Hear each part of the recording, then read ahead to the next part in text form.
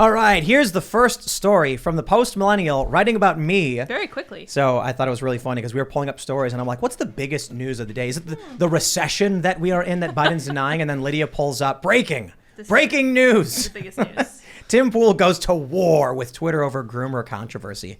Journalist Tim Pool went to war with Twitter on Monday after the social media platform locked him out of his account for criticizing groomers. And I just went off. I pulled up a whole bunch of stories about Twitter protecting pedophiles. Like, not hard. They also blocked me from posting ads.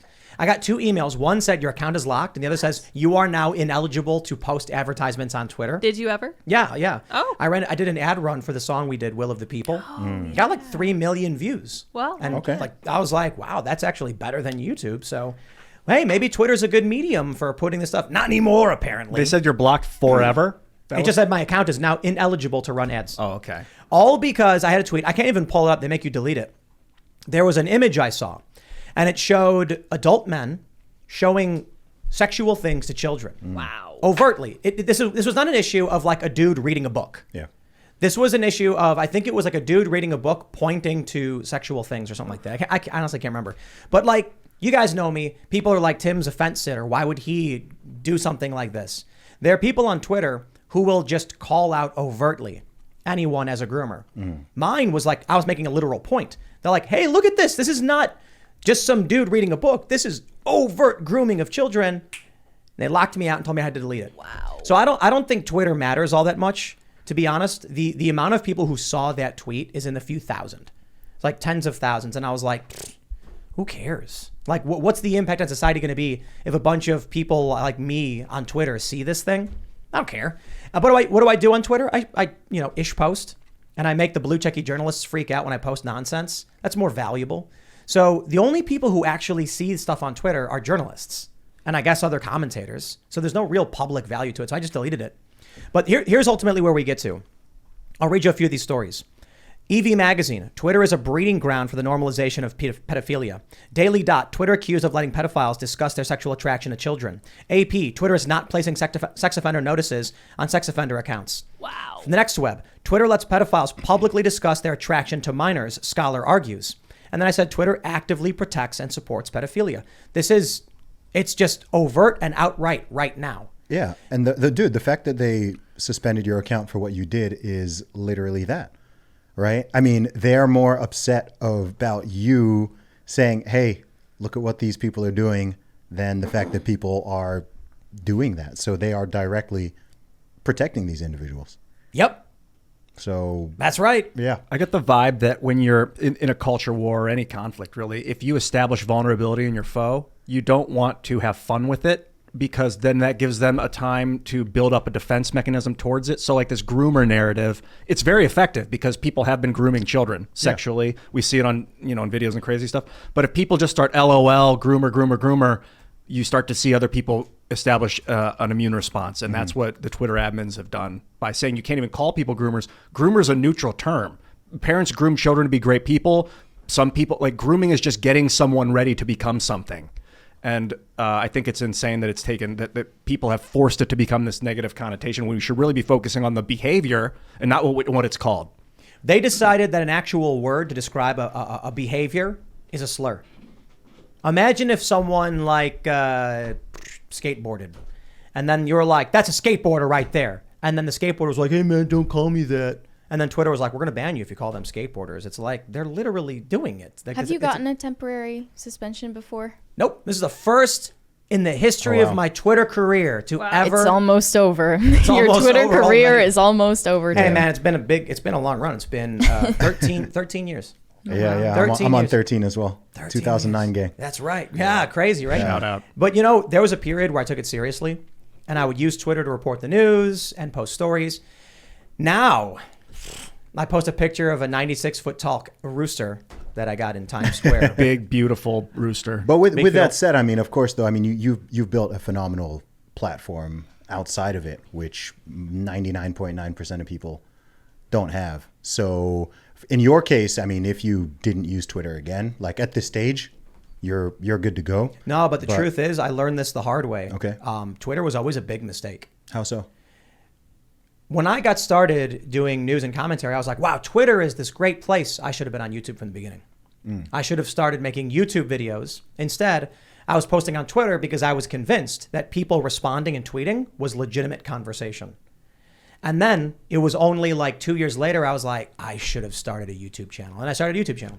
And then I started building that up. And you can see, here's the thing with Twitter, nobody ever walks up to me on the street and goes, "You're that guy from Twitter." Happens to me every day. Does it really? Yep. You for real?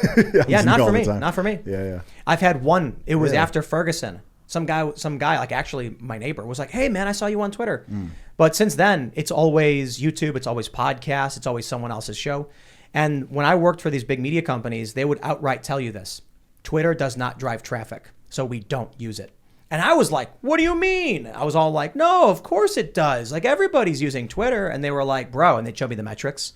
And Twitter would drive like a tweet would get like 0.01 clicks or something, just like out of the So reach that it interesting. got. Maybe my analytics are like super mega high. Cause, The difference is if you're using Twitter on Twitter, Yeah. that makes sense. If you're building a company and trying to use Twitter as like an external tool, it does nothing for you.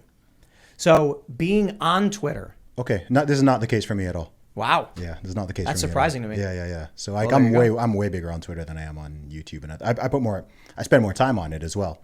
Like I have a YouTube channel and Instagram and Facebook, but Twitter's the biggest, and Twitter does the most for But- my actual business as well. How does Twitter generate revenue for you more than YouTube can? I've sold tens of thousands of things on Twitter. Wow. Merchandise, books. Well, you mean coaching, promoting getting them on clients. Twitter? You're not directly selling them on Twitter. You're promoting Yeah, there's them there's with a that link. platform. There's a link, but people are coming from Twitter. Here's the question. Twitter's the biggest sales platform for my book, for example. Here's the question though. Yeah. Would you be bigger On YouTube. on any other platform? Well, I use Instagram. I do use YouTube. I do use Facebook. I use them all. Do you have your own website? Yeah. Oh, that's the- interesting to what's me. the So website? maybe I'm an anomaly. Teamzuby.com. That's where I sell like my book, my music, my merchandise. But yeah, for me, Twitter's the biggest traffic driver. Do you do videos on Twitter? Yeah, sometimes. Well, I will say this. For me, there's only one thing I care about Twitter for, and it's that my following list. Yeah. I follow left wing, right wing journalists and news organizations, and it's just a really easy way to get a news list. That's the only thing I care about. So Yeah. that's why I'm usually posting nonsense. The thing with social media is different things are good for different people. Like I know people who Instagram is that's their generator. Like they get their clients, their sales, their money. Like they get their money from Instagram. I know people where it's Facebook. I know people it's Twitter. I know people it's YouTube. So I think it just varies from individual to individual. And I think it's also what you like. Yeah. Some people like doing YouTube, and some people just like Twitter. Some people like Instagram. And I think if you like something, then you just go that much harder. Well, let's talk about the problem with Twitter and where it's going with Yeah. this story. This is part of whether it's intentional or not. It was explained to me by a former Trump administration official that what the big tech companies, Democrats, the Uniparty, and neocon types are trying to do is give anti-establishment people just enough voice so there's no ruckus, but reduce their voice just enough so it's politically Neutered. yeah, it doesn't have an impact in the long term. So if you've got a fierce rivalry between two factions and suspending one would result in an explosion of rage, you do is you suspend 1%. Now it's a lopsided battle. The left gets a major advantage against the right, and the right slowly loses out. So when you do something like this, telling someone like me, I can't say a groomer, to someone literally showing kids, adult materials, that is a big move, a big line jump. So now on Twitter, me getting hit, me talking about it, how many people do you think are going to fall in line and go, uh-oh? Yeah, it's got a chilling effect. It's the same thing they did over the past 2.5 years. They did it during the Trump era and so on. It's creating that chill. And one of the biggest issues that we have right now in Western society, and it's across the USA, it's in the UK, it's in Canada, it's everywhere, is just this climate of fear. Like the level of self-censorship that is now happening. I mean, we can sit here and we can talk openly, and we're all open to sharing our opinions, but the sheer number of people, hundreds of millions of people who are just scared to say what they think, whether they go ahead. Oh, no. Oh yeah. Wrap your thought up. Yeah. No, just the sheer number of people who are just absolutely terrified to say what they think on so many various issues, from politics to social stuff to culture stuff to the entire pandemic situation. And It's concerning. It's really concerning, especially because these are places where you're supposed to have free speech. And if you cannot actually exercise your freedom of speech, then do you really have it? Well, of course not. And so people seem to think that, well, let me put it this way. We have the After Hours Uncensored show over at timcast.com. Sign up. We're going to have one of those up tonight at 11. And often we do say things that are like, we have conversations that that YouTube doesn't allow. So we talked with Marjorie Taylor Greene about the 2020 election and what the Republicans plan to do if, or I should say when they win in November, presumably. And we talked about that.